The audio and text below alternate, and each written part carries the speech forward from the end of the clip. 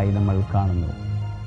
പ്രിയപ്പെട്ട സഹോദരങ്ങൾ, ഈ ഒരു വചനം വായിക്കുമ്പോൾ നമ്മളുടെ ഈ കാലഘട്ടത്തിൽ നമ്മൾ സൂചിപ്പിച്ചതുപോലെ പലവിധത്തിലുള്ള തിന്മകൾ, വിഗ്രഹാർപ്പിത ഭക്ഷണം ഉൾപ്പെടെയുള്ള തിന്മകൾ നിറഞ്ഞ ഒരു കാലഘട്ടമാണിത്. അത്തരത്തിലുള്ള ഒരു കാലഘട്ടത്തിലൂടെ നമ്മൾ കടന്നു പോകുമ്പോഴും ദൈവത്തിൻ്റെ കരുതലും കാരുണ്യവും അവിടുത്തെ മഹനീയമായ പദ്ധതികളും നമ്മുടെ ജീവിതത്തിൽ കരുണയായി, കരുതലായി, നമ്മളുടെ പ്രശ്നങ്ങൾക്കുള്ള സൊല്യൂഷനായി അവിടുന്ന് കരുണയും കരുതലും അയക്കുന്നു. അവിടുത്തെ പദ്ധതികൾ നമ്മളുടെ ചേർന്ന് നിൽക്കുന്നു എന്ന് നമുക്ക് മനസ്സിലാക്കാം.